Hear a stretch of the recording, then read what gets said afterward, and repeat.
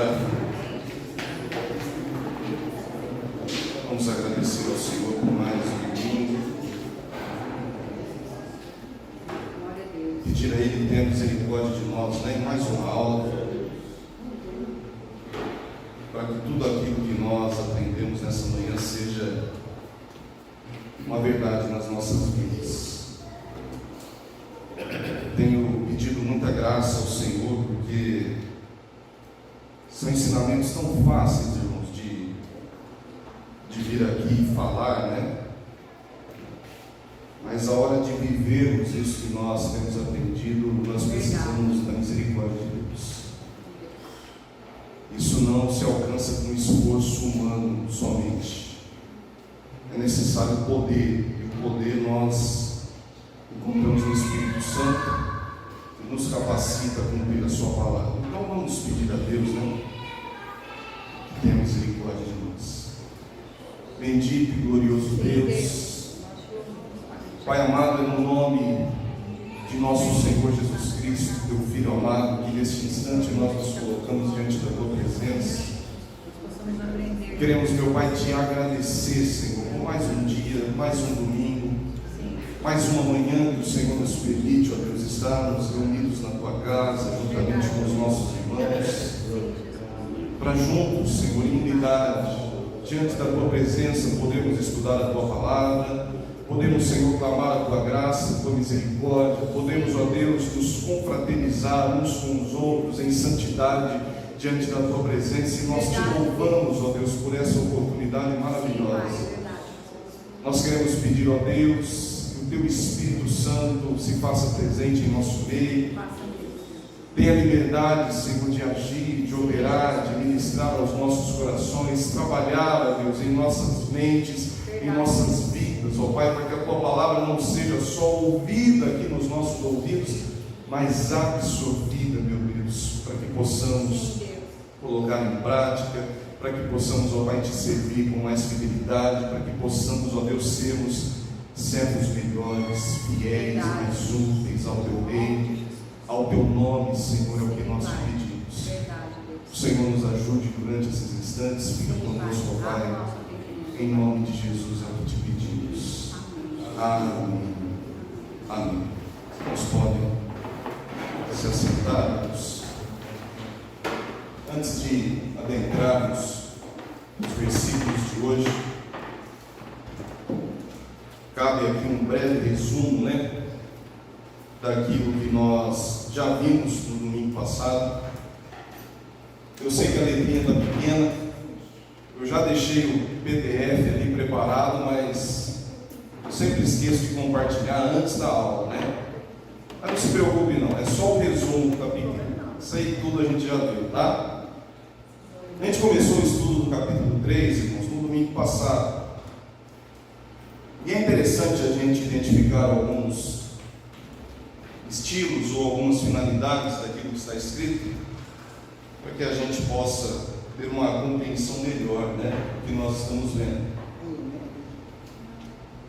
O versículo 1 do capítulo 3, irmãos, ele é claramente uma exortação que o escritor desta carta faz aos seus leitores. Uma exortação nada mais é do que um encorajamento, um estímulo, um empurrãozinho, né, que alguém faz a outra pessoa. A exortação, o estímulo, o encorajamento que o autor faz neste primeiro versículo é: considerem atentamente o Senhor Jesus Cristo. Considerem atentamente o apóstolo e sumo sacerdote da nossa confissão. Vocês que são participantes do chamado celestial, vocês que são santos. Isso é um estímulo, irmãos, um incentivo. Não faça isso, vamos lá, pessoal. E para embasar essa exortação, esse estímulo, esse incentivo, ele passa então, nos versículos 2 ao 6, ao ensino. E são versículos onde nós vimos na aula passada, ele se preocupa em comparar Cristo e Moisés E não só em compará-los, mas em mostrar a superioridade de Cristo em relação a Moisés. Então nós vimos uma exortação, um encorajamento, um estímulo, seguido de uma palavra de ensino. E agora nós vamos entrar numa porção do capítulo 3, que nós podemos chamar de admoestação. São palavras difíceis, né? Exortação, admoestação, cada uma delas tem um significado. Gustavo já deu o significado ali de admoestação, né? E ele fez assim. A princípio eu achei que ele estava mandando eu ir mais rápido, mas não, ele está falando que agora é a hora do couro, né? Agora é a hora que o chicote estrala no nosso ombro. Uma admoestação, irmãos, é uma repreensão. Uma palavra para que nós, à vista de tudo que ouvimos, possamos adequar as nossas vidas ao que aprendemos. Perceba que assim como no versículo 1, essa porção começa com um por isso. Eu disse na aula passada que um por isso, ele faz ligação daquilo que está para ser dito com aquilo que já foi dito. Então, apesar de eu já ter falado, vamos falar de novo. Ele que nos exortou, nos lembrando que somos santos, porque fomos inseridos na santa família de Deus. Ele que nos exortou, lembrando que nós recebemos uma vocação que é do céu e para o céu. Ele que nos ensinou que Cristo é superior a Moisés, agora chega e fala: por isso, por tudo isso que eu já falei para vocês. E como é de costume, irmãos, ele vai embasar tudo o que ele está para dizer nas Sagradas Escrituras.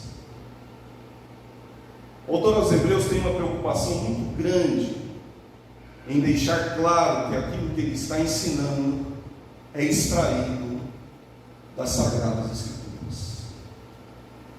Até então, irmãos, o Novo Testamento não estava finalizado, né? O que eles tinham como Escritura era o Antigo Testamento. A gente não pode se esquecer que ele está falando para um público judeu, um público que considera o Antigo Testamento, como de fato é, palavra de Deus, autoritativa, válida, verdadeira. Então é muito interessante quando ele vai falar algo e ele faz citações do Antigo Testamento, porque era exatamente o que aquele público cria como sendo algo de Deus. Por isso, e é lindo, irmãos, a gente verificar, tanto naquela primeira parte em que ele conjuga uma exortação com um ensino, como agora ele embasa sua admoestação no ensino, porque fica evidente que ele crê que uma das melhores formas dos crentes resistirem à tentação de afastar-se de Deus é através do ensino, é através do estudo, é através do conhecimento de Deus. Não um estudo meramente intelectual, aquele que a gente faz só para ficar mais inteligente, mas um estudo dedicado, onde nós permitimos que Deus se revele a nós através das Escrituras. A nossa resistência, a nossa força, a nossa capacidade de perseverar está diretamente ligada ao nosso conhecimento de Deus. Ele vai embasar o que ele está dizendo agora como uma citação novamente de um salmo. Ele gosta do livro dos Salmos, né? Às vezes a gente acha que os Salmos é só uma porção de cânticos que estão ali registrados na palavra, mas não, ele vai nos dizer que os Salmos são tão palavra de Deus quanto qualquer outro livro que nós encontramos nas Sagradas Escrituras. Preste atenção no que ele diz, irmãos. Antes da gente ficar ali no destaque amarelo, eu quero destacar para os irmãos que tudo que está ali sublinhado de verde é a citação do Salmo 95. dos versículos 7 até o 11.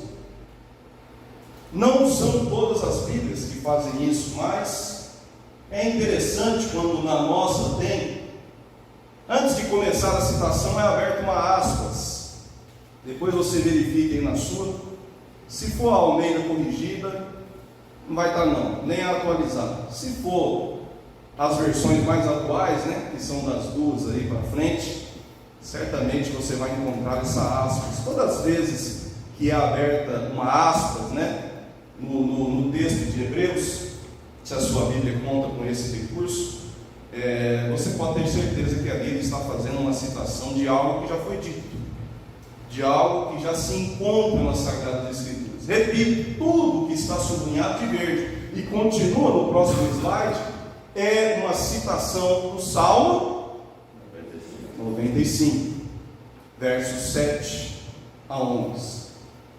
Mas é lindo, irmãos, o que ele diz antes de começar essa citação. Porque depois de falar por isso, ele revela quem foi que disse isso. E ele fala assim, como diz o Espírito Santo.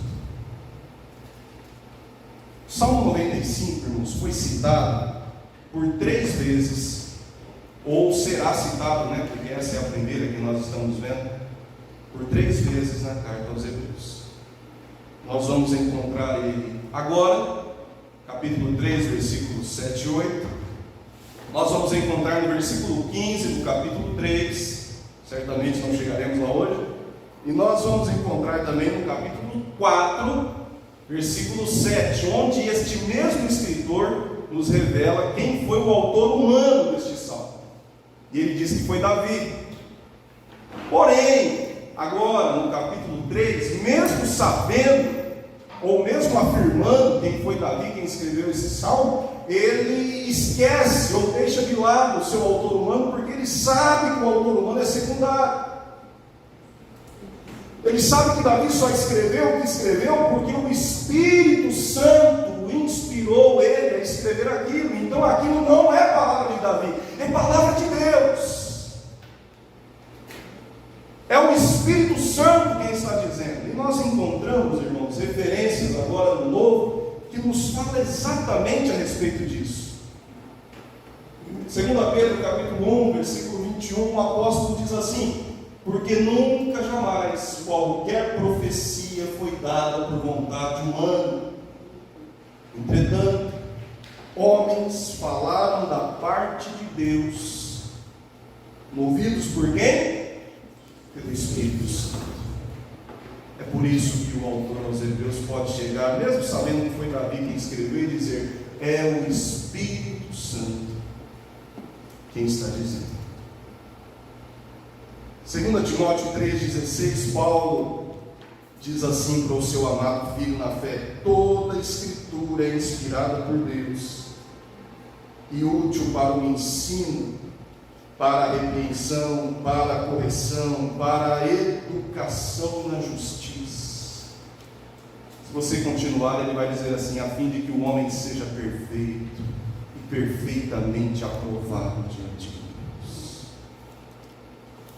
Toda a Escritura, o que ela é? Ela é divinamente inspirada.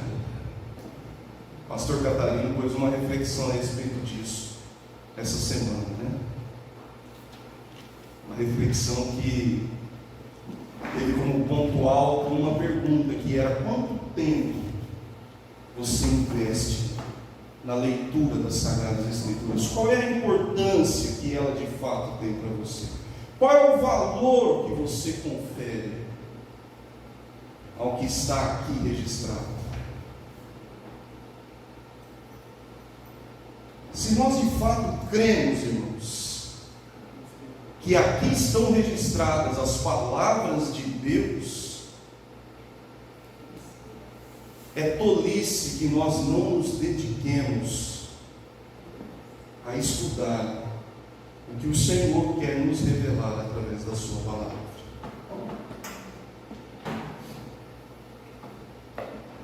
Se toda palavra é divinamente inspirada e apta, útil para ensinar, para repreender, para corrigir, para educar. É isso que Ele vai fazer agora conosco, usando esta palavra.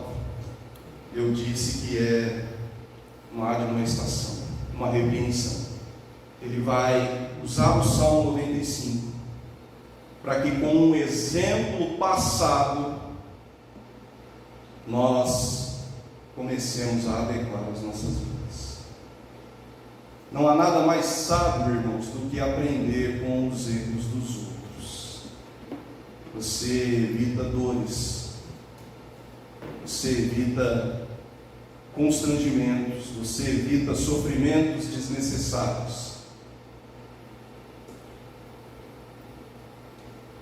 E é o que Ele vai dizer, irmãos. Isso é maravilhoso, eu repito, porque deixa claro que Deus fala ainda conosco, através da sua palavra. O que diz o Salmo 95, irmãos? Salmo 95 diz assim: hoje, destaca o hoje, né? Se ouvirem a sua voz, não endureçam o coração, como foi na rebelião, no dia da tentação no deserto, onde os pais de vocês me tentaram, pondo-me à prova, e viram as minhas obras durante 40 anos. Quem que eu falei que foi o autor humano desse salmo? Davi, né? Pelo menos é o que o autor aos Hebreus nos diz no capítulo 4, versículo 7. Quanto tempo Davi viveu antes do escritor da carta aos Hebreus? Por cima, uns 1000 anos. Foi Davi quem escreveu isso daí. Hoje, se ouvirem a sua voz, não endureçam o vosso coração. Irmãos, essa palavra é válida só para aquele público para quem Davi escreveu esse salmo. E agora esqueçam do Espírito Santo, né? Eu estou focando no autor humano. É válido só para aquele público para quem Davi escreveu esse salmo? 1000 anos antes do autor da carta aos Hebreus? Ou será que a palavra de Deus ela é válida ainda hoje para nós que estamos distantes, não 1000, mas 3000 anos de Davi? Repare a outra beleza, irmãos, dessa palavra, porque ele não falou o Espírito Santo disse, ele diz o Espírito Santo diz. Ele não falou para aquele pessoal de Davi há 1000 anos atrás só, ele está falando conosco, dizendo hoje. Hoje indica a atualidade, a validade, a autoridade da palavra de Deus. Irmãos, isso só a palavra de Deus é capaz de fazer. O próprio autor aos Hebreus, no capítulo 4, versículo 12, ele vai dizer assim: porque a palavra de Deus é viva e eficaz. Ela é mais penetrante do que uma espada de 2 gumes. Ela penetra a divisão da alma, do espírito, das juntas, das medulas, e é apta para discernir os pensamentos e intenções do coração. A palavra de Deus é viva. Ela foi aplicada para o pessoal lá de Davi, ela foi aplicada para o pessoal da época do escritor aos Hebreus, ela é aplicada com a mesma força para nós, porque é o Espírito Santo quem está dizendo. É Ele quem fala aos nossos corações, como falou com aquele pessoal da época de Davi, como falou com os cristãos do primeiro século. Ela é viva. Que livro faz isso, irmãos? Em que produção humana você consegue sustentar a validade de algo que foi dito durante 3000 anos? Pega um livro de geografia de 3000 anos atrás, não presta para mais nada. Pega um livro de português de 3000 anos atrás, não dá mais, irmão. Você nem vai entender determinadas palavras. Pega um livro de direito do mês passado, né? Uma das grandes frustrações de quem faz direito é isso, né? Você vai lá, compra os livros, uau, agora eu sou um cara cheio dos livros. No mês seguinte muda a lei. O que você faz com aquele livro? Ele tem uma grande utilidade, ele segura portas, né? Serve de apoio, só para isso. porque ele não se sustenta por muito tempo. Ao contrário da palavra de Deus, irmãos, que é viva, ela é exatamente igual em autoridade, em valor, em relevância, como era naquele tempo. Isso também está registrado. O profeta Isaías, no capítulo 40, versículo 8, nos diz a respeito disso: a erva seca e as flores caem, mas a palavra do nosso Deus permanece para sempre. Ora, irmãos, se Deus é imutável, e esse é um dos grandes atributos dele, a sua palavra igualmente não muda. Se Deus é eterno e permanece para sempre, a sua palavra que sai dele, ela também igualmente é eterna e permanece para sempre. Agora ele vai entrar, irmãos, lembrando-se, que toda palavra é útil para o ensino, para a repreensão, para a correção. Nessa parte, nos lembrando o que aconteceu com aquele pessoal que saiu lá do Egito. A gente lê essas histórias, irmãos, e fica indignado com essa galera, Já aconteceu com vocês de terem no coração essa ira santa quando começa a ler a história do Êxodo? Pois é, ele vai lembrar-nos o que aconteceu, para que a gente não cometa o mesmo erro. Para que ao invés de só ficar julgando aquele pessoal, falando: ei, povo difícil, duro de coração, de dura serviço, povo rebelde, vacas miseráveis de Bazã, ele nos dá essa palavra para dizer assim: não faz o que eles fizeram, tá? Não cometa o mesmo erro que eles. Se fosse na versão atualíssima, abre o teu olho, crente, para que você não cometa aquilo que você tanto critica quando lê, para que você não seja culpado do mesmo erro e do mesmo pecado. Qual é a palavra que o Espírito Santo nos diz hoje, agora, para nós, aqui aos nossos ouvidos, aos nossos corações? Se ouvirem a sua voz, se hoje vocês ouvirem a voz de Deus, não endureçam o coração de vocês. O que significa, irmãos, endurecer o coração?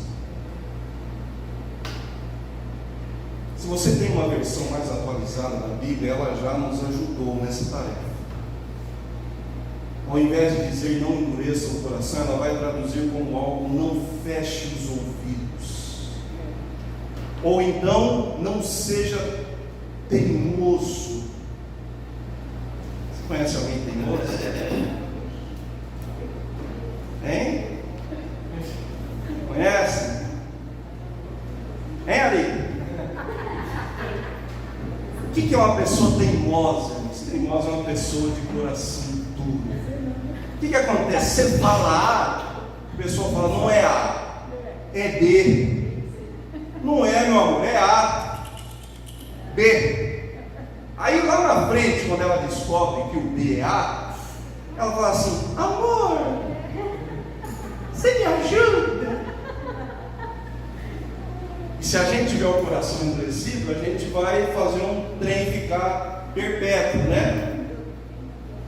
Mas é exatamente isso, a gente faz, por exemplo, brincando para ficar mais claro. Mas a palavra que o autor aos Hebreus está nos dizendo é: se hoje vocês ouvirem a voz de Deus, não fechem os ouvidos, não sejam teimosos, não se coloquem contra a autoridade de Deus, porque é Ele quem está dizendo. Acatem, obedeçam, tenham um coração maleável, flexível, para se adequar àquilo que o Senhor está dizendo. Não endureça ele. O que Deus está dizendo até agora, irmãos, através da carta aos Hebreus? Ele Ele está dizendo o seguinte: Cristo é superior a tudo que vocês já experimentaram. O que ele está dizendo? Considerem atentamente o apóstolo e sumo sacerdote da vossa confissão. O que ele está dizendo? Guardem firme a ousadia e a exultação da esperança que há na fé cristã. É isso que ele está dizendo. E ele fala: quando vocês ouvirem isso, de fato, não endureçam o coração de vocês. Não fechem os ouvidos, não se façam de teimosos. E aí ele vai dar um exemplo, irmãos, terrível, de pessoas que endureceram o coração. Esse exemplo vem através dessa palavrinha: como você poderia trocar por igual aconteceu, do mesmo jeito que ocorreu. E ele fala: não endureçam o coração, como foi na rebelião, no dia da tentação do deserto, onde os pais de vocês me tentaram pondo minha prova e viam as minhas obras durante 40 anos. Todo mundo conhecia essa passagem.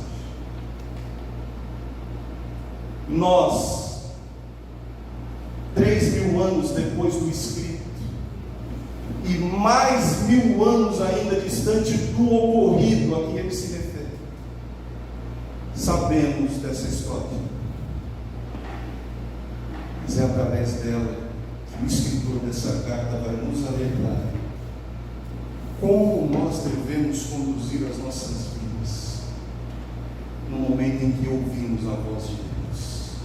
E Deus, repito, fala conosco através da sua palavra. Ele usa dois termos interessantes, irmãos, que merecem destaque. Um deles é rebelião e o outro é tentação. Como foi na rebelião no dia da tentação no deserto. Essas duas palavras, que aí foram escritas no grego, se referem a duas palavras hebraicas que nos remetem diretamente a um episódio que aconteceu durante a peregrinação do deserto. Rebelião é a palavra que no hebraico se escreve meribá.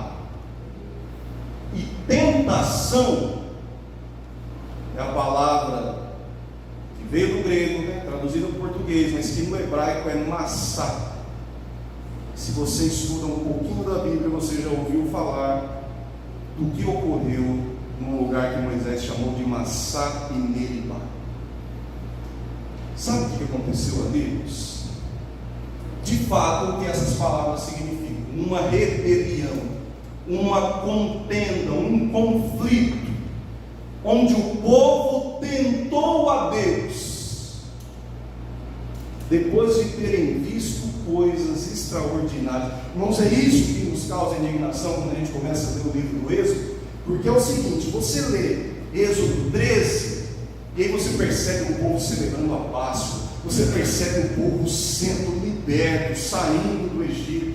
Você se depara com um povo que diante do Mar Vermelho, Deus pega e abre assim um caminho para eles passar, e eles andam. Quando você chega ali no outro capítulo, você vai ver Moisés louvando a Deus, Miriam louvando a Deus. Você vê um Deus que dá pão do céu para aquele pessoal comer, um Deus que transforma águas amargas em doces, como aconteceu ali no mar. Mas aí você chega no capítulo 17, olha, eu estou falando do 13, do 14, do 15, no 17.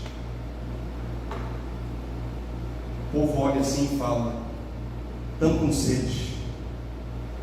Será que Deus tirou a gente lá do Egito para vir nos matar aqui neste deserto? A nós, aos nossos filhos, às nossas mulheres, aos nossos rebanhos. Foi para isso que ele nos tirou de lá, Moisés.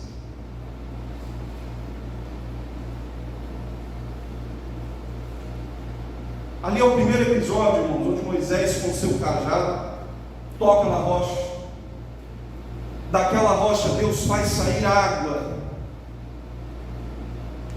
Só que aquele local foi denominado por Moisés de Massá e Meribá. Tentação e rebelião. O autor traz aqui a ordem inversa, mas não tem problema. Ele nos remete a esse episódio, dizendo como foi na rebelião no dia da tentação no deserto, onde os pais de vocês me tentaram como minha prova, viram as minhas obras durante 40 anos.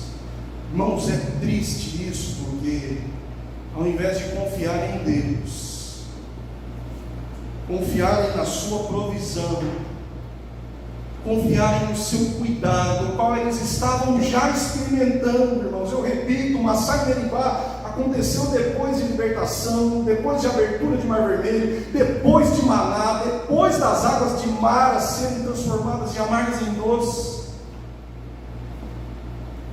Eles não só não criam na provisão de Deus, como debochavam dela. Estava discutindo com o Gustavo. Gustavo tem sido a minha chaira, viu? Eu falei da chaira na aula passada, né? Ô rapazinho que gosta de me amolar. Não amolar de encher o saco, amolar de afiar. Ó, para eu ficar bem amoladinho. Um aço afia o outro. Um aço afia o outro. Ó, aqui, o nosso irmão entende bem disso, hein? Você acha que a faca gosta da chaira ou não? Você que é açougueiro? Sem ela não vive. É. É indispensável. Eu concordo com a segunda parte. A primeira eu acho que ele odeia a chaira, mas eu te amo, viu? Então... Olha lá minha outra chaira, pode falar. Ouça Israel, ou lembra Israel, é relacionado a essas maravilhas. Há tudo, né? Israel é o povo de Deus, irmãos. Quando Moisés ou qualquer outro autor inspirado pelo Espírito Santo traz esse chamado, ouve Israel, ó, cheguei engasgado. Ouça.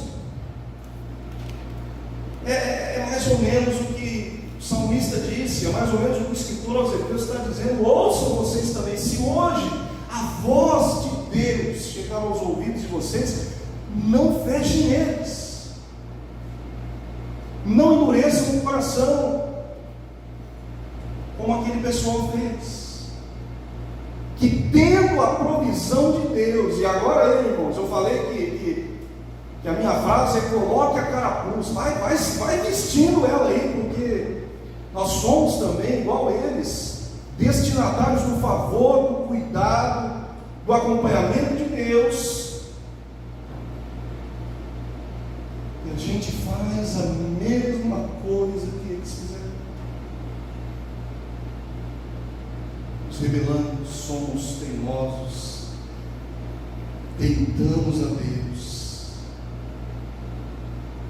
endurecemos o coração. Uma frase interessante desse Richard Phillips, ele diz assim: essa é uma expressão de ingratidão e descrença que podemos achar difícil de compreender, até que reconheçamos que nós demonstramos atitude semelhante, não menos pretensiosa do que fome e sede no deserto. Irmãos, o que nós temos reclamado, murmurado ou lançado palavras contra Deus?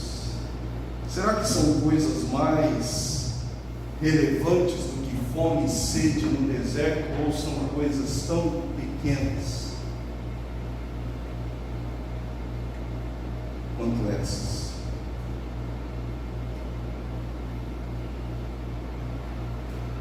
O deserto, irmãos, isso tem que ficar muito claro na nossa mente, ele foi e ainda é um tempo de provação. O que é provação? É ser submetido à prova, a testes. A mesma coisa que eu chegar aqui, como eu vou fazer daqui a pouquinho, vou até fechar a porta ali para ninguém ir embora, falar: irmãos, hoje é um dia de provação. É mesmo? Por quê? Porque eu trouxe uma prova que eu vou aplicar aqui para vocês. O que acontece com uma prova, irmãos? Das duas, uma, ou você é aprovado, a depender das suas respostas, ou você é reprovado, e olha que interessante, também a depender da sua resposta. Tudo é uma questão de resposta quando nós estamos falando de prova. Se o deserto era o tempo da provação daquele povo que Deus havia libertado com mão forte da escravidão do Egito, o que iria definir se eles seriam aprovados ou reprovados era a resposta que cada um deles daria àquele teste. A gente já sabe a história, irmãos, e não é segredo para ninguém de que eles falharam miseravelmente. E ao falharem, receberam a justa punição de Deus. Às vezes a gente se esquece, irmãos, de que as nossas respostas, elas trazem consequências. Uma resposta boa implica numa nota boa. Uma resposta má implica numa nota má. Deus deu a retribuição que aquele povo merecia, e isso nós vamos ver a partir do versículo 10, quando ele começa de novo com um por isso. Acho que todas as vezes que os irmãos verem um por isso agora vão se lembrar das aulas de Hebreus, né?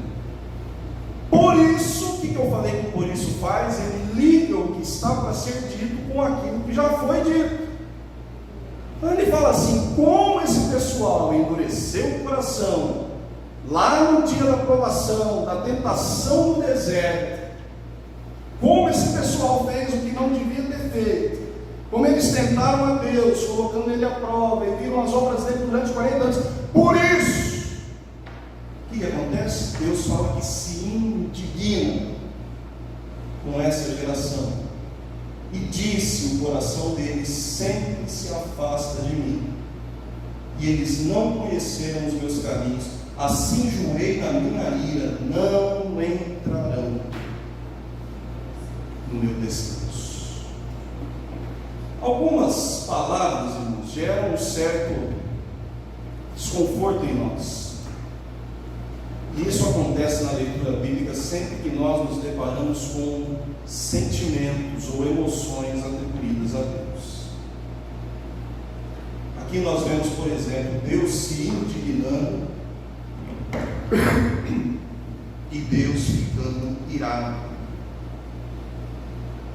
E nós sempre temos dificuldades, né, com essas coisas, e isso é normal, irmãos. Nós temos que entender o seguinte: para que nós entendamos, ou pelo menos tenhamos um vislumbre daquilo que aconteceu com Deus, nós só conseguimos expressar atribuindo a Ele sentimentos humanos.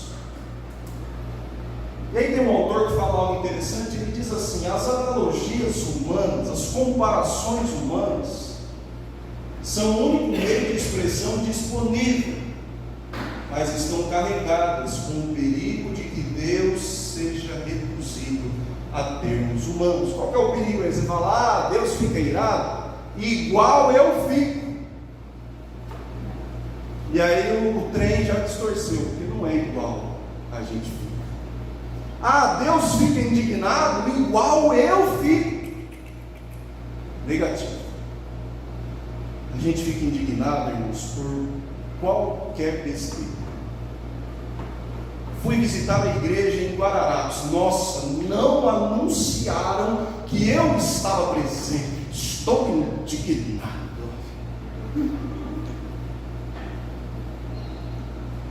Ah, vim na igreja e o irmão falou que o que eu estava fazendo era errado. Fiquei irado.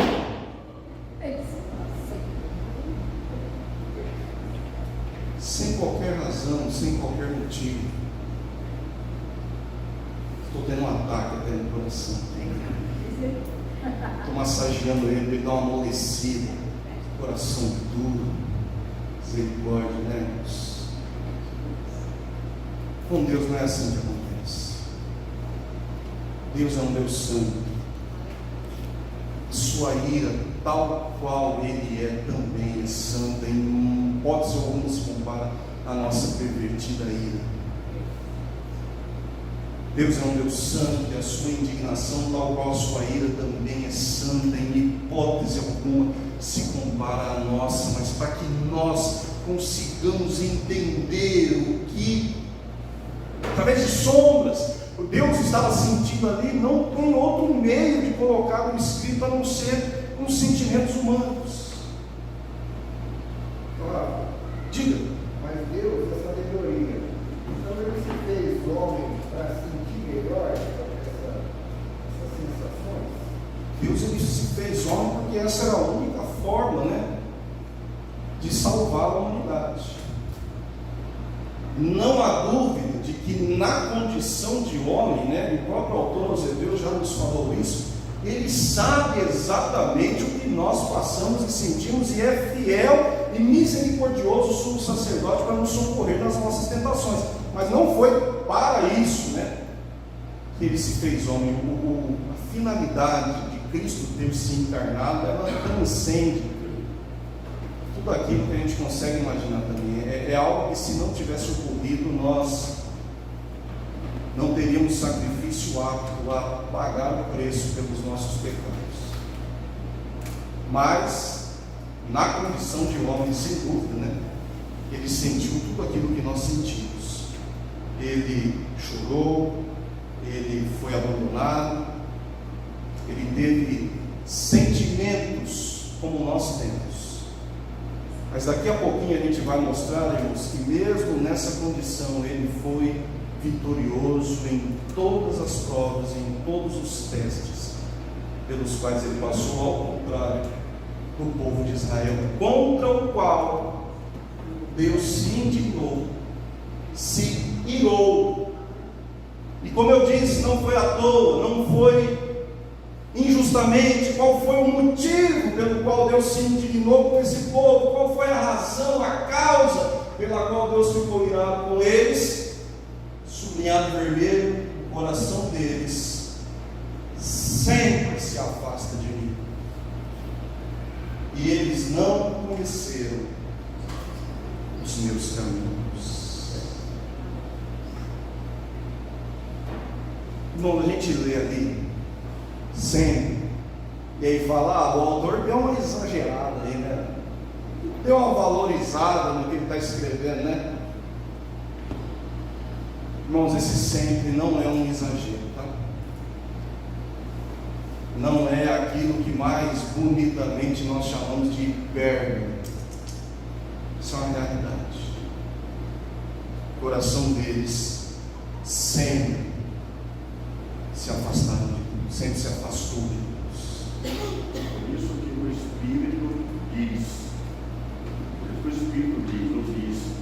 Porque se o Espírito diz, mudou, o ser humano mudou, o Isão mudou, a santidade mudou. Não, o ser humano continua o mesmo, a sua natureza caída, andando na mesma direção, e o Espírito continua dizendo o que eles continuam desobedecendo. Por isso que eu aplico aquele dia da ira para o dia do juízo. Não aplico ela para o momento da rebelião, mas para a continuação da rebelião até o dia do juízo. Nesse dia, Deus julgará pela sua ira. Por isso que Jesus veio nos livrar do pecado, do poder do pecado, da ira de Deus. Salvos do pecado, somos salvos da ira de Deus. Quando aplica ela? No dia do juízo. Deus julgará como juiz. E nesse dia o amor está lá, mas o Pai não está lá. Ao juiz, e o amor não poderá desfazer a justiça de Deus, e ele vai olhar para o pecado e o pecador rebelde, e na sua rebelião ele vai julgar com ira. Com ira, penso eu assim. É o dia da punição, né, irmãos? O dia do juízo será o dia da justa retribuição. E enquanto nós não nos convencermos, porque é Deus quem está dizendo isso, que o nosso coração, a parte ou afastado de Deus, é tão ou mais duro do que o coração deles. Porque se eu me convenço que eu não, meu coração é molinho, eu sou coração de manteiga, eu me rendo, pode falar que rende aqui a noite inteira. Se isso não for uma verdade, meu irmão, não passa de mentira.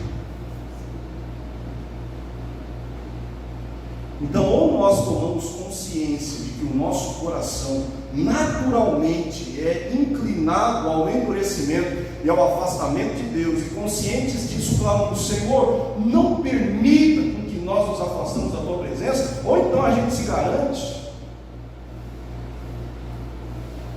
e vai quebrar a cara como aquele pessoal no deserto quebrou.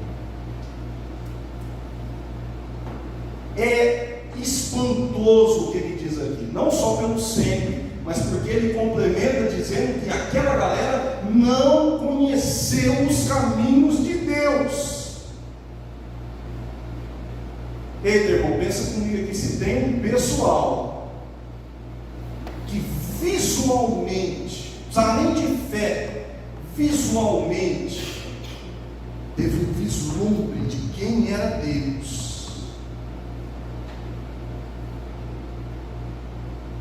e em virtude disso tinha plenas condições de conhecer os caminhos do Senhor, foi esse pessoal aí que peregrinou pelo deserto. Eu falei isso no curso de terça, quando a gente estava aqui, né, irmãos? Eles viram coisas que nós em vida jamais iremos ver. Em vida eu digo aqui nesta terra, né? Aquilo que está preparado para nós, irmãos, é muito maior do que qualquer coisa que eles contemplaram. Mas aqui, durante a nossa peregrinação, eu não creio que nós iremos ver coisas tão grandiosas quanto eles viram. Vou fazer uma recapitulação aí do que eles viram. Por cima, eles viram Deus castigando o Egito com 10 pragas, uma após a outra, cada uma desbancando uma divindade egípcia, cada uma afrontando diretamente uma área em que determinada divindade egípcia tinha o controle. Deus mostrava: não, quem tem o controle aqui nessa área sou eu. Eles viram isso, irmãos. Eles celebraram a Páscoa do Senhor, e ali eles viram como Deus é cuidadoso, a ponto de não permitir que o destruidor matasse os primogênitos da casa, onde o sangue do cordeiro foi aspergido. Eles saíram pelo deserto, irmãos, e viram o mar vermelho se abrir diante deles. Eles viram águas amargas serem transformadas em águas doces. Eles viram água sendo saída de rocha. Viram pão caindo do céu, codornizes, né, que vinham para que eles comessem. Sapato não gastava, veste mantinha-se intacta. Deus protegia eles com uma nuvem de dia, Deus era uma coluna de fogo de noite. Os inimigos contra os quais eles lutaram no deserto, debaixo da orientação de Deus, todos foram exterminados. Eles viram a manifestação da glória do Senhor no Monte Sinai, irmãos. Você consegue imaginar que tem um monte tremendo, chacoalhando, pegando fogo, fumaça saindo, Deus falando com o povo, a ponto deles terem falado: ô Senhor, fala com Moisés, não fala com nós não, senão nós vai morrer. O que esse povo viu, irmãos?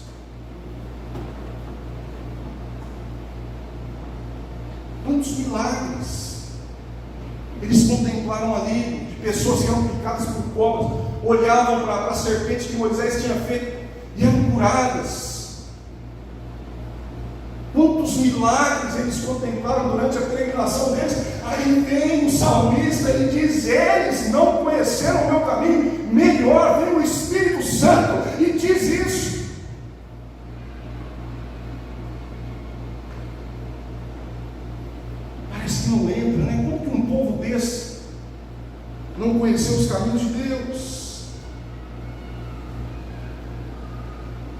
E a gente chega à triste conclusão, irmãos, de que eles estavam muito mais interessados na bênção do que no doador da bênção, do que no abençoador. Tem uma frase que pega para você, isso que eu estou pegando para mim. Ele fala o seguinte: a salvação não é uma questão de conhecer as bênçãos de Deus. Afinal, muitas pessoas que não conhecem Deus conhecem suas bênçãos.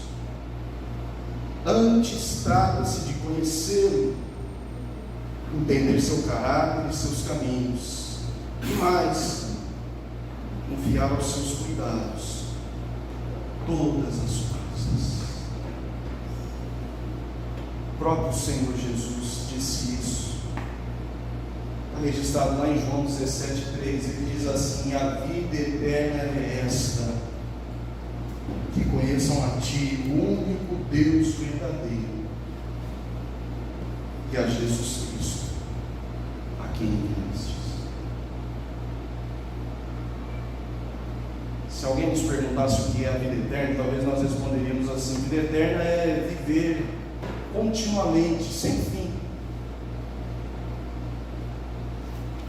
Quando na realidade a vida eterna consiste em conhecer a Deus e a Jesus Cristo, que o escritor aos Hebreus já nos revelou que é a expressão máxima dessa revelação.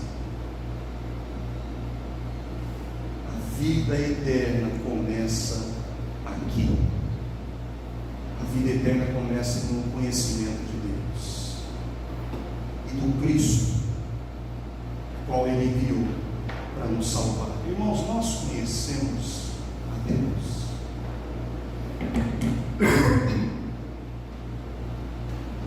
Eu vou repetir a pergunta: nós conhecemos a Deus? Eu conheço, eu já vi tanta coisa.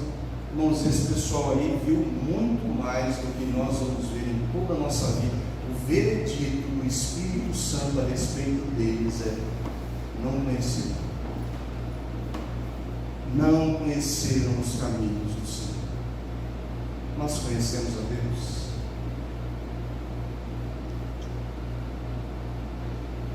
Quando a gente lê um texto, nossa preocupação é: não vou conhecer essa história aqui, para quando alguém pregar, eu conseguir dar uma resposta.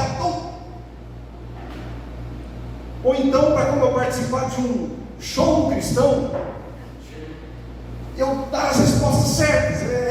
Meu intuito em ler a Bíblia é tão somente a aquisição de conhecimento.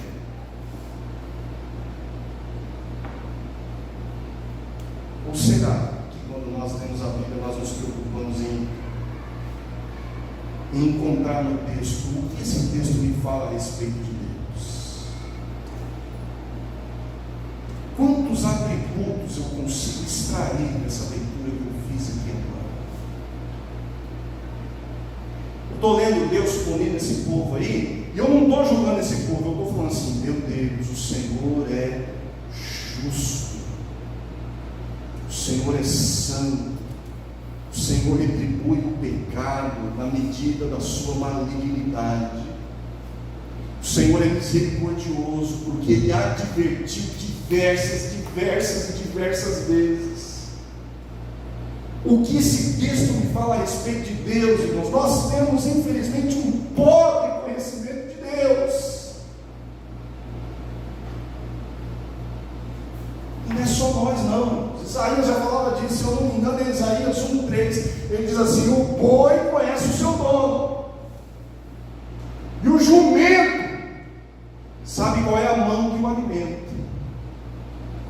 Mas Israel, meu povo, não me conhece.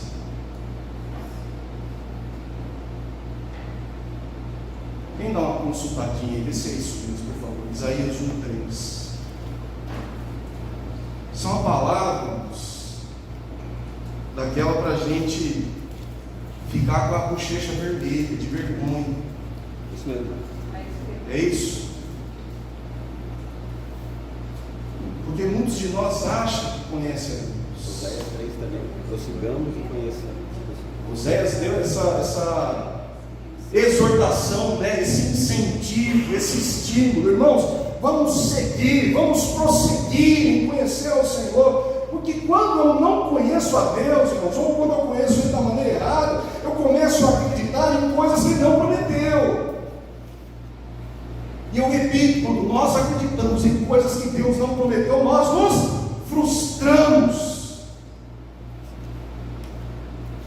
É por isso que eu tenho muito receio, irmãos, muito medo de palavras tão somente emocionais e de vitória. Isso aí tem hora que a igreja adora. Cuidado com essas palavras de que Deus vai fazer em todo momento, de que você é isso, e de que por você ser igual. A gente estudou aqui durante 12 dias. No mundo nós vamos ter o quê? Aflições.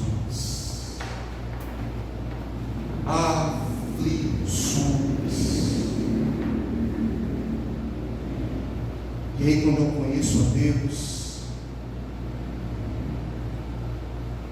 eu me embaso naquilo que Ele de fato prometeu e no seu caráter. Quem é Deus? Deus, Ele é companheiro em todas as horas. Ele prometeu que estaria conosco todos os dias. Eu acho que quando a gente se admira com alguma coisa que a gente fez, tanto de bom como de quase bom, significa que a gente não se conhece. A gente não se conhece, como também não conhece a Deus. Se a gente se conhecesse, irmãos, a gente faria declarações do estilo Paulo: dos pecadores eu sou o pior. Se a gente se conhecesse, a gente teria ciência da nossa condição, como Paulo, que dizia assim: olha, eu sou um miserável, em mim mesmo eu sou um miserável. E se a gente conhecesse a Deus, a gente também falaria com Paulo e completaria essa declaração de miserabilidade com mais graças a Deus por Cristo Jesus. Graças a Deus que me enviou Cristo Jesus. Porque tudo de bom que há em mim não vem de mim, mas me foi imputado por Ele. Se eu tenho certeza de que eu sou salvo, não é por mim, é pela obra dele. Se eu tenho certeza de que eu dobro os joelhos e com ousadia eu entro na presença de um Deus santo, não é por mim, é pelo mérito dele, é pelo caminho que ele consagrou. Graças a Deus por Cristo Jesus, nosso Senhor. Ah, se nós nos conhecêssemos, se nós de fato conhecêssemos a Deus. Às vezes, Rafa, o grande perigo também está no que a gente faz com o conhecimento que a gente tem de Deus. Em vez de aplicar como você disse, às vezes nós nos alegramos por aqueles que vão ser condenados, quando na verdade a gente deveria usar esse conhecimento para declarar por aqueles que vão ser condenados. A igreja ela se alegra muito mais porque Satanás está sendo lançado no inferno do que porque Deus está sendo glorificado na vida de uma pessoa. A gente fala muito mais de Satanás, do diabo dentro da igreja, do que exaltação ao próprio Deus. Sabe por quê? Porque ele se alegra que um dia esse tirano vai ser lançado no inferno. E às vezes a gente aplica isso também com relação a pessoas. Infelizmente, a gente aplica isso com relação a pessoas. Se o nosso conhecimento de Deus não glorificar a Deus, ao ponto de sermos conhecidos por Deus, o nosso conhecimento de Deus não faz sentido nenhum. Ele só serve para nos exaltar, ele só serve para a gente se apresentar, se exibir. Caso contrário, Deus não é conhecido em nós, ou conhece a nós, pelo conhecimento que nós temos dele. Esse conhecimento de Deus tem que ser aplicado para a glória dele, para que sejamos conhecidos por ele. Caso contrário, a gente está começando até um pouquinho antes de começar a aula agora, acho que domingos, e o pastor Jorge vai conversar um pouco sobre isso, sobre o conhecimento de Deus. Conhecer a Deus, não somente ter um conhecimento de Deus e não aplica aplicar isso para a glória de Deus, a gente não é conhecido por Deus pelo conhecimento que ele tem. A gente fala com propriedade, mas a gente age de forma diferente daquilo que era para ser agido. Como que a gente deveria agir? Pelo conhecimento que a gente tem de Deus. Você acabou de fazer uma explanação. Misericórdia, Senhor, misericórdia, tem compaixão de mim, compaixão do meu irmão, compaixão do meu amigo, compaixão do meu próximo. Eu sei o que isso significa. Não, às vezes a gente se alegra porque a gente conhece a Deus, e a gente se exalta porque a gente conhece a Deus. A gente usa esse conhecimento para fazer uma bela apresentação da gente mesmo, mas nisso Deus não foi glorificado. E nisso Deus não nos conhece. E isso é uma coisa muito ruim, porque um dia podemos ouvir: eu não conheço vocês. E aí, o que a gente responde para Deus? Nada, não tem o que responder. E quando eu não conheço a Deus, eu ouço uma palavra como essa e digo: não, ele é bondoso, ele jamais vai falar isso, que não me conhece, não, Deus é bom.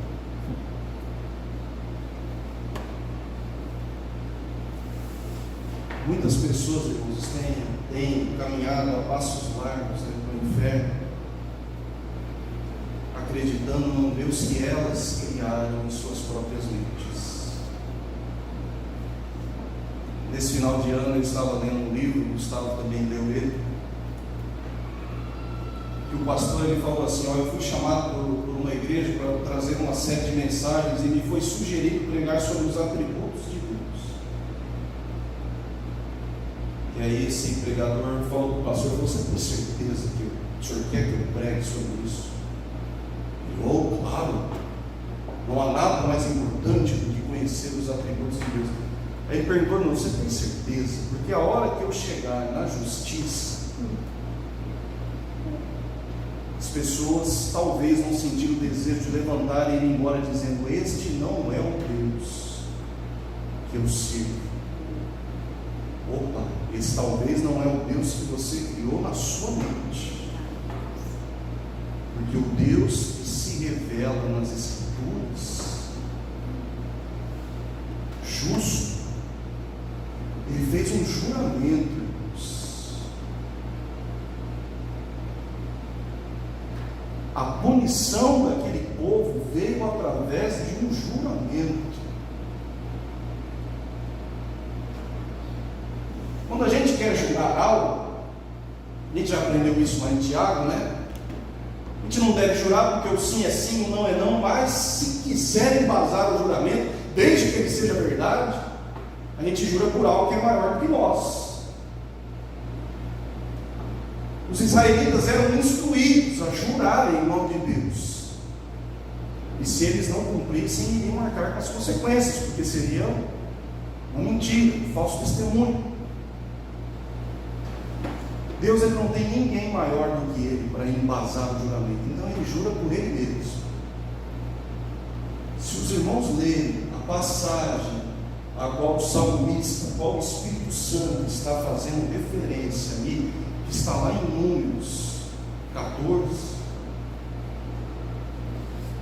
vamos abrir lá, Números 14.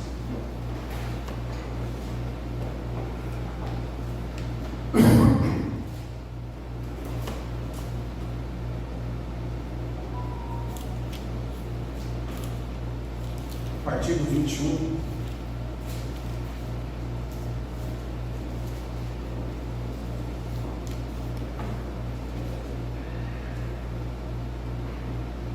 Números 14, 21 está escrito assim: porém, tão certamente como eu vivo, e como a glória do Senhor encherá toda a terra. Olha o que está em jogo aqui, ó. Tão certo quanto eu vivo, tão certo quanto a minha glória encherá a terra, sabe o que vai acontecer? Todos os homens que viram a minha glória, os meus sinais que fiz no Egito e no deserto, e me tentaram, uma vezinha só, duas, estas 10 vezes, e não obedeceram a minha voz, não verão a terra de que a seus pais jurei, e até nenhum daqueles que me provocaram haverá. E aí ele faz uma ressalva na sequência, dizendo que Então somente Josué e Caleb verão isso. Mas ele faz uma declaração aqui, irmãos, um pouco mais adiante, dizendo, e aí fica a dica para os irmãos lerem depois, que iria tratar aquele povo exatamente do jeito como eles estavam murmurando serem tratados. O que isso quer dizer? Será que Deus nos trouxe aqui para morrer nesse deserto? Pois então é assim que eu irei tratar vocês. Não verão a minha herança, o cadáver, o corpo de vocês perecerão no deserto. Eu, durante a preparação da aula, vi uma conta, e eu não vou me preocupar em dar a conta exata, irmãos, mas quando Deus fez essa promessa aí, esse juramento, eles já estavam caminhando há 2 anos no deserto. E aí Deus falou, não, o tempo de vocês aí vai ser 40, até toda essa geração aí, de quem saiu do Egito por mais de 20 anos, todos vão perecer. Então você pega aí, a Bíblia fala que tinha 600.000 homens de pé, fora mulheres e crianças. Provavelmente cada homem desse, que eram os homens para a guerra, que eram contados, tinha uma mulher. 1.200.000. Pega aí 1.200.000, divide por 38 anos, vê a quantidade de dias que isso dá e começa a imaginar, é algo que a gente não pensa, quantas mortes diárias aquele povo teve que lidar durante a peregrinação deles, até que o último daquela geração tombasse. Não, Deus não jamais faria isso. Ou então, credo, Deus fez isso. Nós conhecemos a Deus, irmãos. Vou repetir a pergunta. Nós de fato conhecemos a Deus. E essa palavra é pesada, é um juramento. Qual é o juramento? Não entrarão no meu descanso.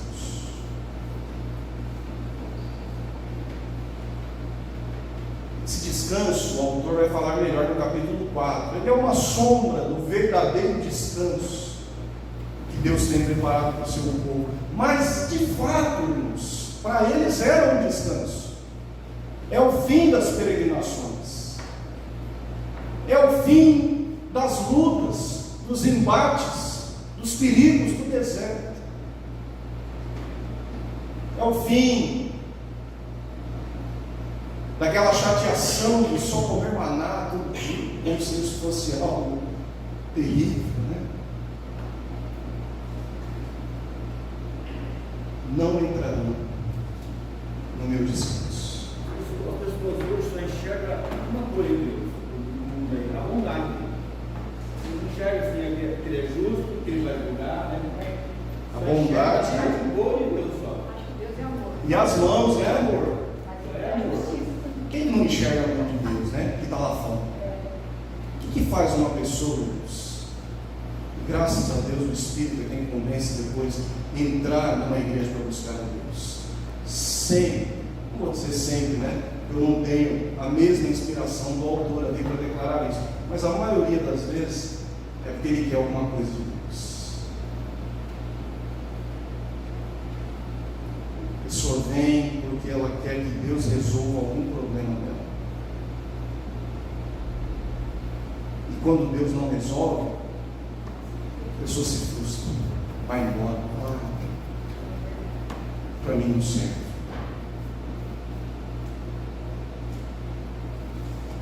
Tudo isso embasado na bondade, no amor, na graça. E aí eu volto naquela frase que a gente já leu: salvação não é conhecer as bênçãos de Deus. Porque se a nossa salvação está embasada nas bênçãos, no dia que a fonte da bênção fechar, e volta e meia, isso acontece, a torneira fecha, não tem mais por que a gente continuar servindo a Deus. Nós não servimos a Ele por quem Ele é. Estou falando dessas pessoas. servirmos a Ele pelo que Ele nos dá. O dia que cessar a fonte, eu vou embora, vou procurar um Deus que me dê. E a gente reclama, irmãos, de fome, de sede, reclama de tanta bobeira,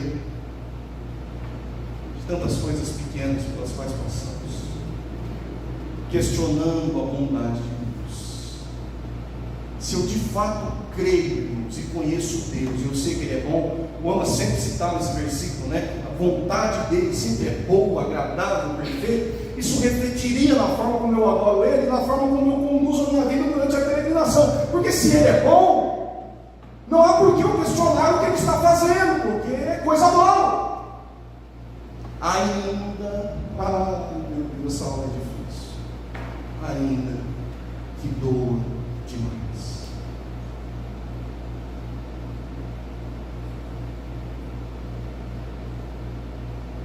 E aí eu repito, irmãos, como é fácil falar disso. Como é fácil. Porque para compreender eu de mim mesmo, eu não dou conta. Eu preciso de um empoderamento. Está na moda, né? As mulheres estão se empoderando. Nós precisamos ser empoderados pelo Espírito Santo, para quando chegar estes dias maus, nós nos lembrarmos exatamente quem é o Deus que nós servimos.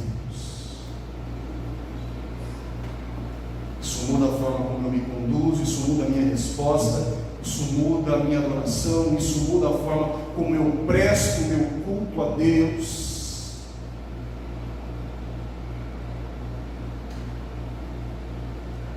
A gente brinca, volta e meia a gente comenta, né, Giovana? Umas determinadas adorações que tratam a Deus de uma maneira um tanto quanto estranha. O Vera já falou disso também, né? É uma intimidade, irmãos, que não sei, eu sei lá.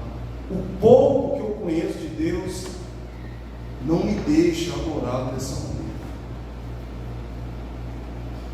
Ah não, Deus está preocupado com o coração. Irmãos, tem um jeito certo de adorar. Onde você viu isso? Nadab e Abiú foram queimar, se eu não me engano, um incenso lá no tabernáculo. Deus falou que era para usar um determinado fogo. Eles pegaram um fogo estranho. Mas me vale a intenção do coração, vou queimar incenso ao meu Deus. Entenda esse como o rei Uzias, uau, ele vai queimar incenso ao Senhor. Não é função de rei fazer isso. Há um jeito certo de adorar ao Senhor, e a gente, por não conhecer a Deus, tem negligenciado essas coisas. O conhecimento de Deus muda a forma como eu me aproximo dele.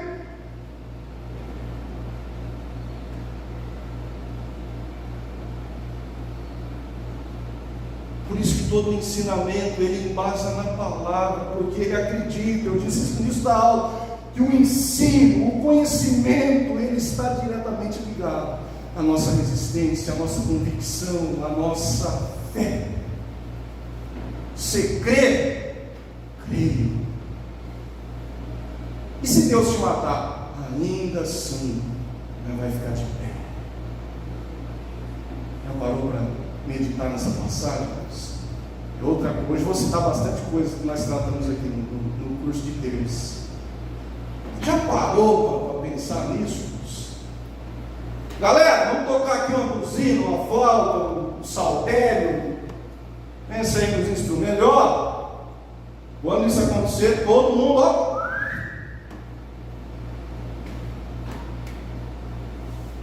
Três camaradinhos rebeldes.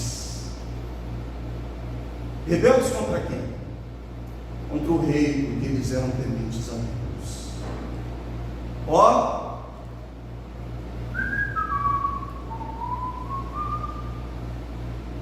eu brinquei, quando a gente faz alguma coisa diferente dos outros, todo mundo vira o olhar. Domingo passado nós estávamos todos de pé aqui, junto com os aniversariantes. Aí o pastor Daniel falou, pode sentar! Aí a galera, não era para sentar, vamos estar aqui, pô.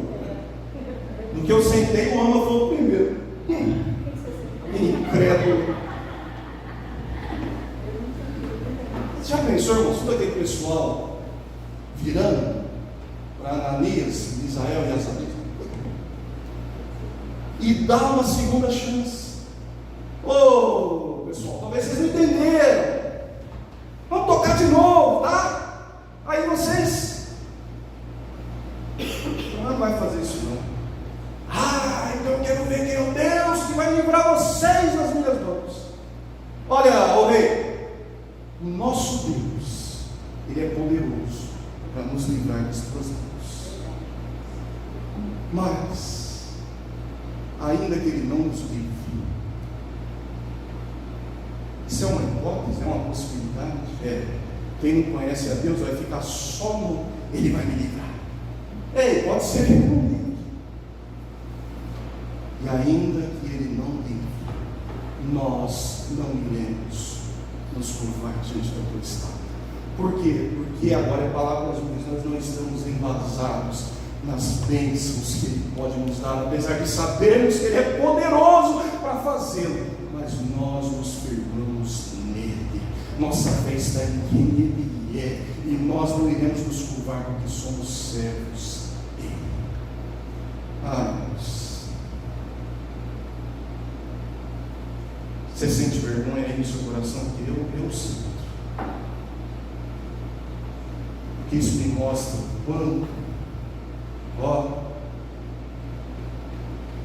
quanto eu preciso crescer diante de Deus, quanto eu preciso melhorar, o quanto ainda não está bom. Tem gente que se convenceu que está bom, que o que tem é suficiente, aí estagna, para de crescer, irmãos. A gente precisa sair disso. E podemos ver agora, alguém já matou um boi aqui? Quando você dá aquela marretada, aí tem que dar a segunda, né? Essa é a segunda marretada, né? Que ele nos lembra, ele fala assim: se os que endureceram o seu coração sob o ministério de Moisés foram castigados duramente, quanto mais aqueles que endureceram o seu coração sobre Cristo, que é maior do que Moisés.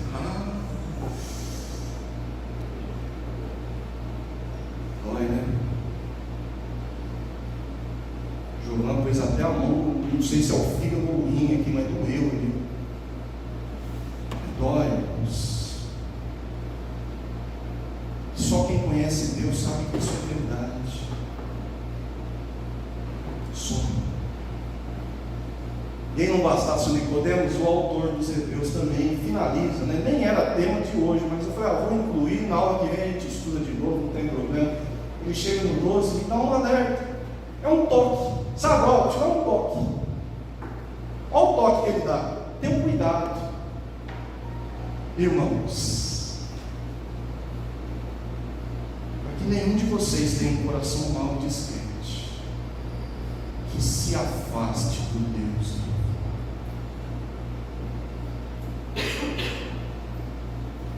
Um coração mau e descrente, incrédulo.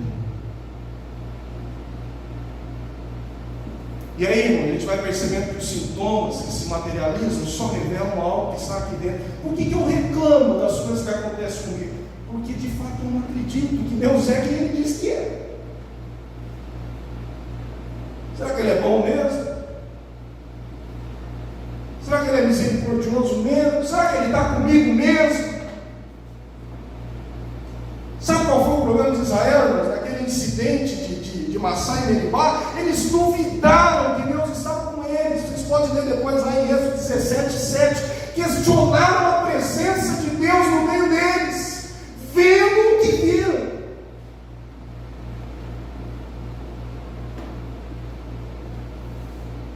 Quando eu questiono algo que Deus atestou que fará, é porque eu tenho um coração incrédulo, descrente, mau. E sabe o que isso faz? Faz com que eu me afaste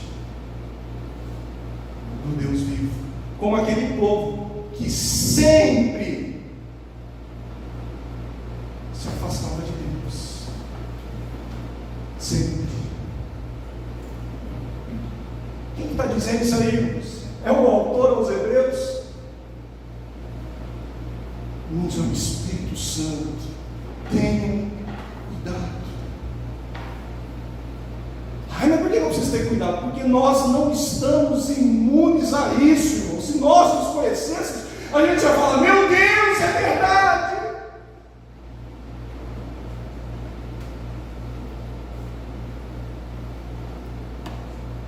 Diante disso, irmãos, se é o Espírito Santo quem está dizendo, cabe aqui a releitura do Salmo: se hoje ouvires a voz de Deus, não endureça o coração, não feche os ouvidos, não seja teimoso. A história de Israel, irmãos, é a nossa, porque assim como aquele povo foi liberto da escravidão do Egito, cada um de nós aqui fomos libertos da escravidão do pecado. Uma vez que nós fomos libertos, nós testificamos disso descendo, passando pelas águas, como aquele povo passou pelas águas.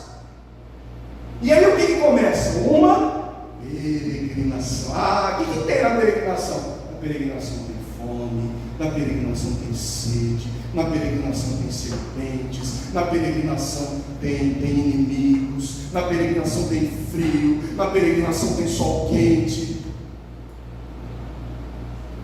Eu disse que aquele tempo para o povo de Israel era um tempo de provação. Irmãos, vai aplicando aí para você. O nosso período aqui é um tempo de peregrinação e nós estamos caminhando rumo ao nosso descanso. Por que eu sofro tanto? Porque aqui não é o nosso descanso. Porque eu tomo tantas decisões erradas? Porque Deus permite isso? Porque aqui não é o nosso descanso.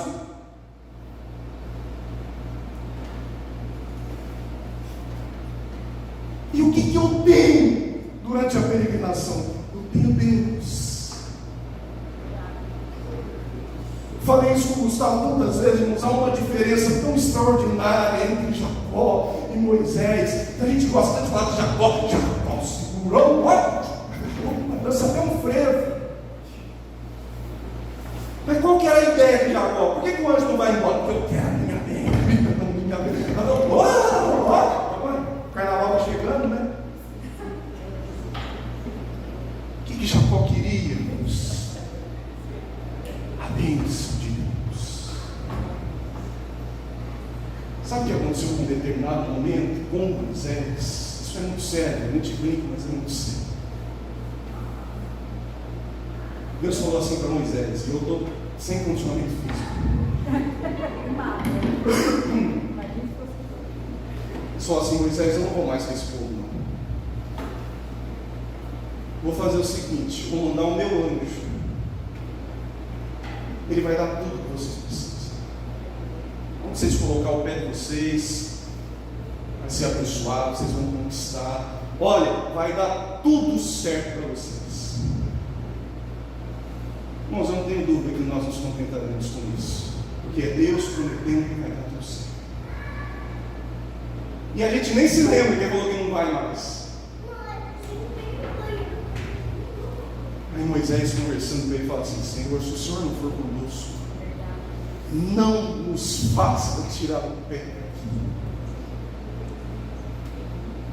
Não estou interessado se vai dar tudo certo, se o teu anjo vai estar com a gente. Eu quero que o Senhor esteja aqui ao nosso lado. Aleluia, verdade.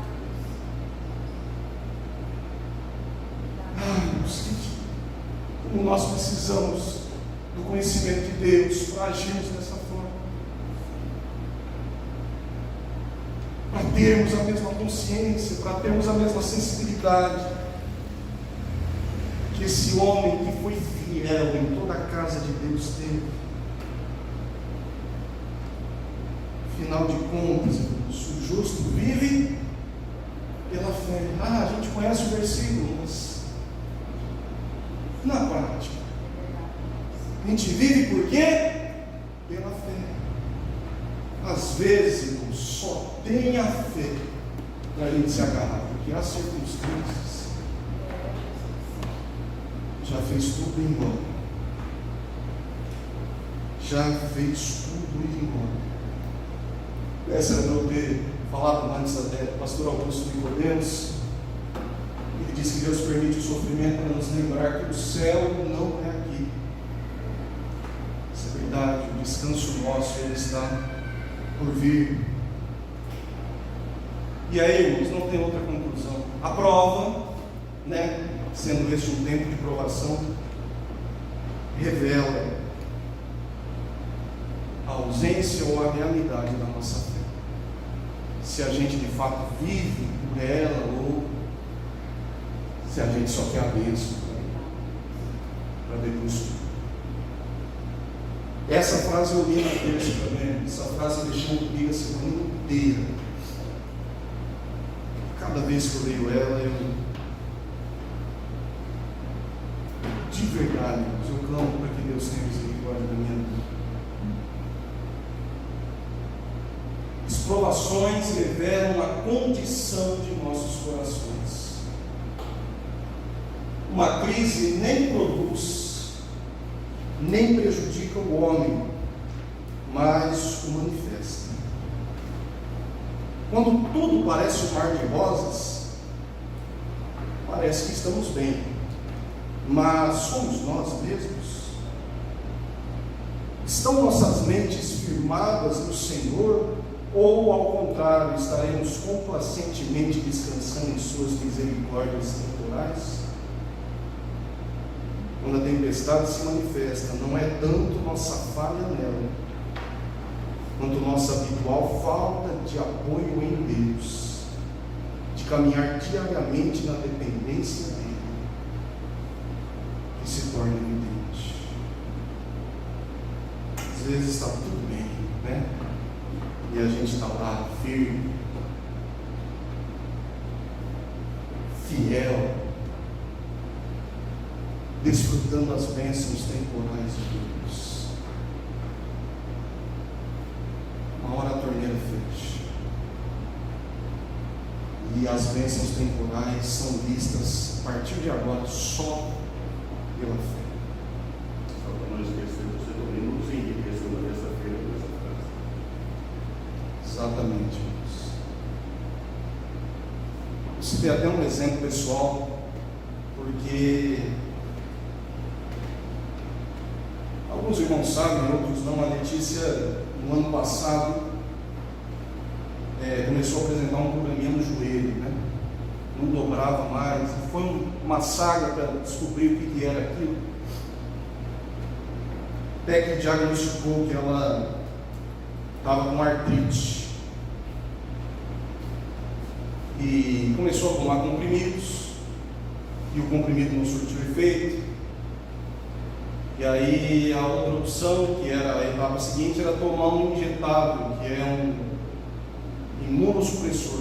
É uma injeção que abaixa, né, a imunidade, porque a artrite é uma inflamação, então ela tentando combater a inflamação faz com que doa. Então se abaixa a imunidade para os anticorpos parar de trabalhar um pouco ali e acabar com a... Enfim, né, não sou médico, mas é algo assim. Eu não queria de jeito nenhum começar isso, porque falou que uma vez tomando isso você vai ser imunossuprimido para sempre, ainda que você pare o tratamento. E não teve jeito. E aí você me pergunta: você orou, Rafa? Você pediu? Né? Pedimos. Não foi pouco. E não teve jeito. A gente começou a tratar e é um remédio de alto custo. Cada caixinha custa na faixa de R$10.000. E o governo dá. Ó, que benção! Só que tem vezes que o governo resolve não mandar o remédio.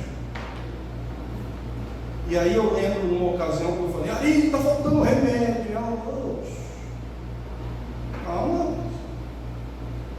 E essas coisas só vai mostrando-nos quanto o nosso coração é mau.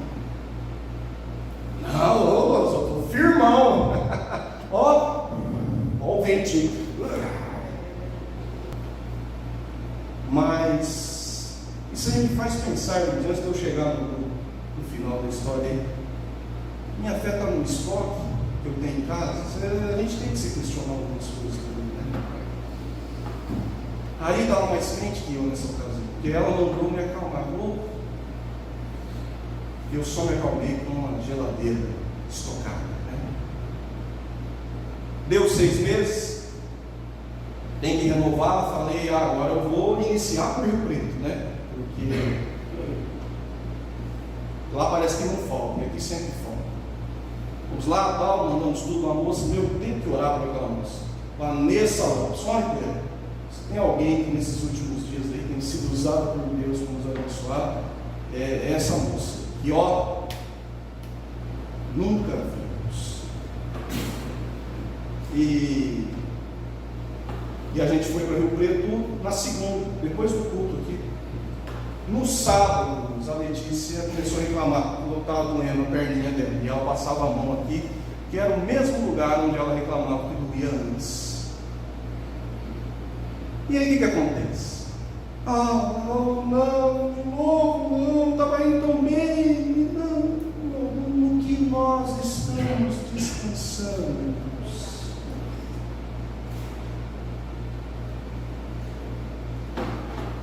E ali eu fui novamente pedir a Deus, e parece que a gente só vai buscar Ele mesmo quando acontece alguma coisa, né? Porque eu já não devia estar numa pegada de direto agradecendo. Senhor, nós não merecemos essas caixinhas de graça, o Senhor deu, o Senhor tem cuidado, a gente não merece nem que isso vá embora, mas graças a Deus o Senhor tem nos dado esta vitória.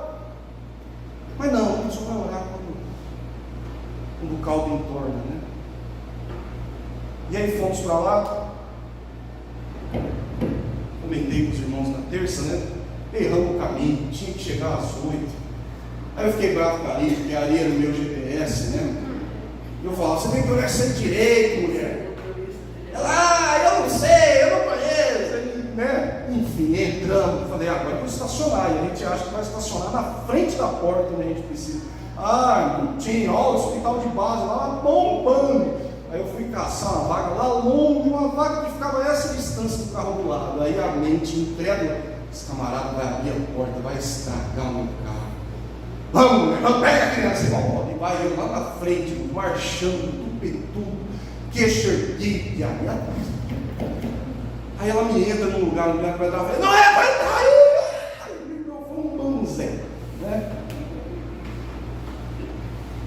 Aí, quem que vai entrar com a criança? Porque tinha que tomar a injeção. Eu falei, vai a mãe, porque ela gosta mais da mãe, só podia entrar uma. Entrou também bravo, não levou o RG, que eu também não dei. Ó, aí eu sentei, e a gente vai se acalmando. Eu comecei a ver todas aquelas pessoas que estavam entrando ali. Cada uma num estado pior do que o outro. Umas em cadeira de roda, outras em maca, com aqueles respiradores. Pessoal da hemodiálise, uma galera. E aí você vai pensando e fala, estou reclamando aqui. E aí eu comecei a preparar a aula, era segunda, e eu li essa frase, irmão Marcelo, ó, foi um pá! Mas daquele, né?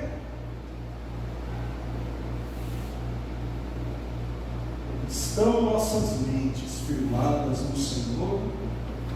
Ou ao contrário, estaremos complacentemente descansando em suas misericórdias temporais? Irmãos, é só Deus para fazer isso em nós. Misericórdia, pode ouvir. Nós fomos visitar a nossa irmã Dora, né? A gente vai lá na frente e fala assim, eu saí de lá assim, né? Né, irmão? Oh, meu Deus, a Gina, a gente vai lá orar por ela. E assim, nós somos agraciados, assim, né? Porque quando ora é uma bênção. Você está falando aí, eu vejo a gratidão na vida A gente fala assim, mas está passando um momento difícil, mas se ela deixa a alegria dela, né, diga? Eu também estava, e nós saímos de lá assim, abraçados, né, por ela, pela graça dela, né? Nós estamos orando por ela, mas eu sei que ela realmente é uma serva do Senhor mesmo, né? Que está ali, né, com essa confiança nele, né? Passa de passar, está ali, confortando a nós, né? A prova, ela, repito, né? Ela não produz nem prejudica o homem. Verdade, Ela só revela verdade. o que está aqui. A gente tem um exemplo da irmã Glória, tem um exemplo do pastor que tem passado essa situação junto com ela. Também. Não é só isso que passaram até hoje, né, pastor? E eu citei isso na terça também. O pastor Zé Carlos, mesmo diante dessa situação, ele revelou para nós aqui, que tem orado por cada um de nós. Para quê? Para que isso que eles têm vivido não bata no coração.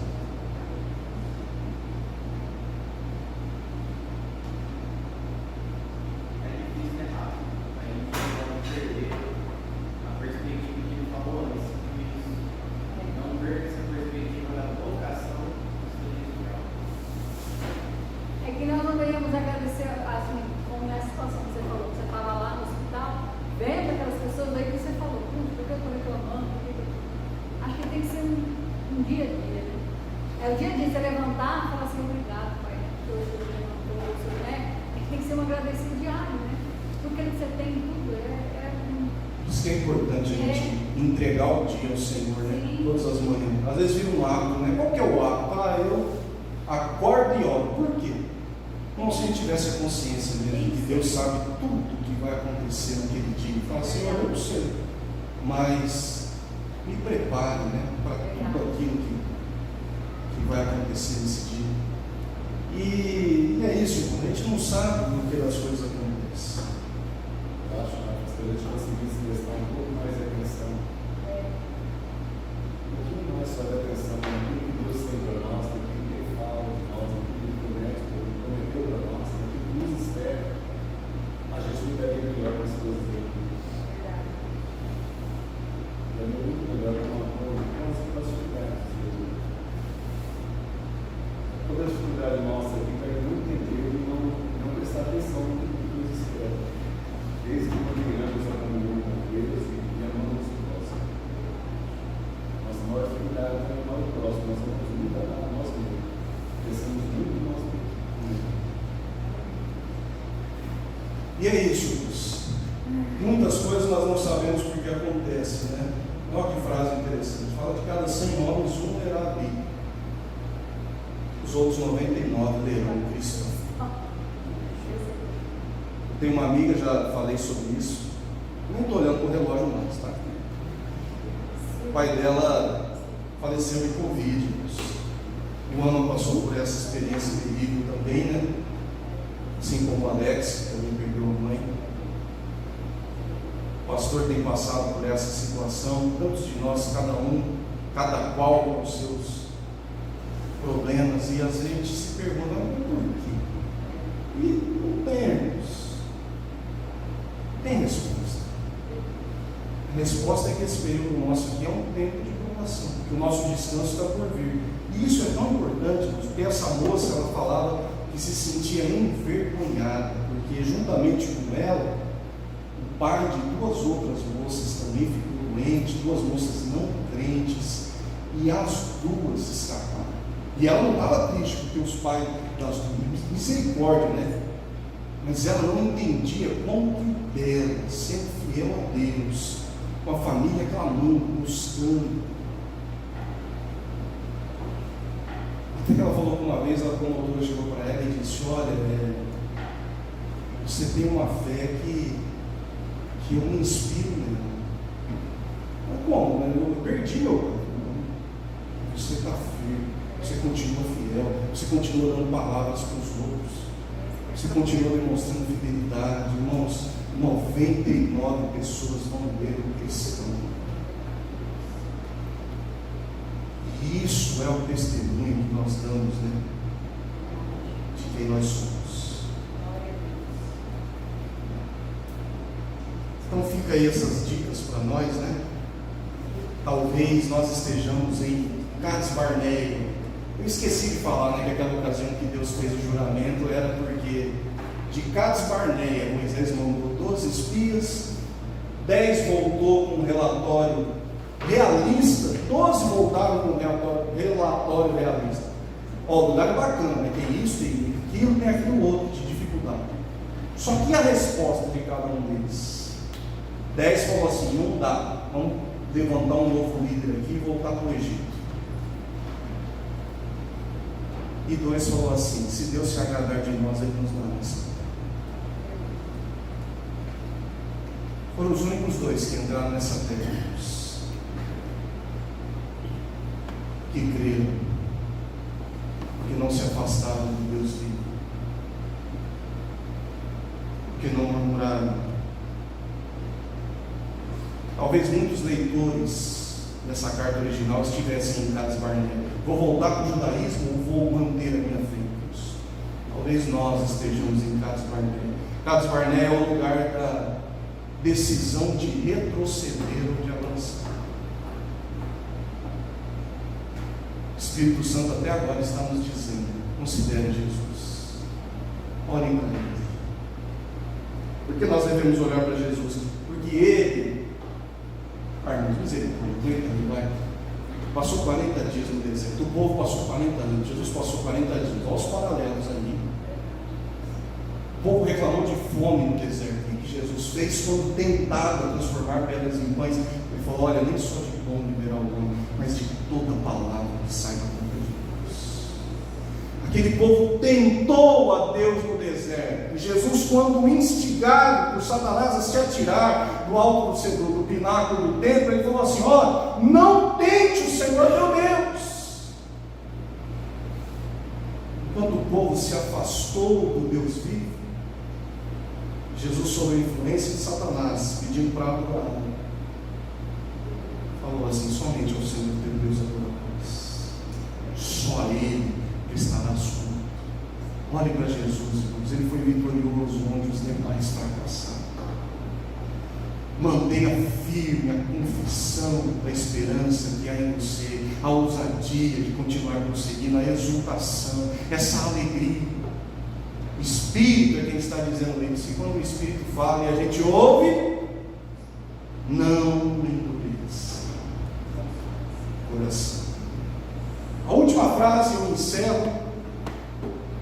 Richard Phillips: se você quer as dádivas, embora não tenha real interesse pelo doador, então você não perseverará nas provações dessa vida, quando circunstâncias se voltarem contra você e as bênçãos de Deus serem vistas apenas com os olhos da fé.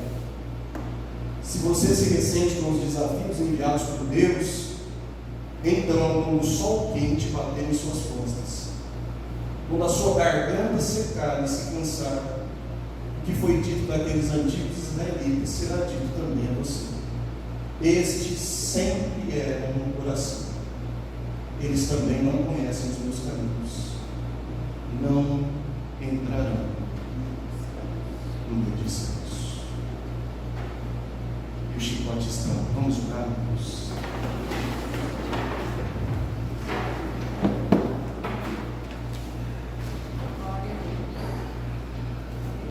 Ai, mas que aula pesada, eu vou ficar o domingo inteiro pensando nela. Amém. Glória a Deus. Faça isso. Nem existe essa conjugação, mas é por não esquecer. A gente tem que falar misericórdia. Que Deus nos sustente nessas horas, nos dê graça para passar essas situações de garganta seca, de sol quente nas costas, de fidelidade. Glorioso Deus, eterno Pai, o Senhor, é no nome de Jesus que mais uma vez nós nos colocamos diante da tua presença. Senhor, diante de uma palavra como essa, meu Deus, só me resta clamar a tua misericórdia, Senhor. Primeiro pedindo perdão, Deus, por todas as vezes que o meu coração puro, Senhor, inferno foi revelado em nome das situações. Todas as vezes, ó Pai, em que eu permiti, Senhor, afastar, Deus vivo, e com tuas mãos misericordiosas, ó Pai, novamente fui atraído, buscado, resgatado por Ti. Eu te louvo, ó Deus, por cada uma dessas situações. Pai, o Senhor que é aquele que contempla as nossas situações, nossas misérias, sabe, ó Deus, tudo aquilo que estamos passando, é poderoso, ó Deus, para nos fortificar através desta palavra, Deus. Tua palavra é viva, eficaz, ela penetra, Senhor, aonde nenhuma outra coisa é capaz de fazer. E eu peço, ó Deus, que através dela o Teu Espírito Santo brade em nossos corações, ó Deus. Oh Senhor, que eu contemplemos a Ti, ó Deus, considerando atentamente ao Senhor em nossas vidas. Que, meu Deus, não nos afastemos, que convertamos, ó Deus, através da ação do Teu Espírito, os nossos corações a Ti, ó Pai, para que quando chegar esses dias maus, possamos, a exemplo de Cristo, meu Senhor, sermos aprovados nessas provações. A exemplo de Josué, de Caleb, ó Deus, não é impossível, mas é só através do Teu auxílio, meu Senhor. Fica conosco, Pai, fala, ainda durante o decorrer de todos esses dias, através da Tua palavra em nossos corações. Nos fortifica, ó Deus, nos fortaleça. Seja conosco, ó Pai. Nos impulsione a buscar a Tua presença, a nos derramarmos cientes, ó Pai, das nossas misérias, clamando a Tua ajuda. Fica conosco, Pai, nos abençoe durante esse domingo, nos guarde, com a Tua permissão, meu Deus, à noite, que venhamos com o coração inclinado, com o conhecimento de Deus, meu Senhor, prestado culto racional, sacrifício vivo, santo e agradável a Deus, através dos nossos corpos, que o Senhor se agrade de nós.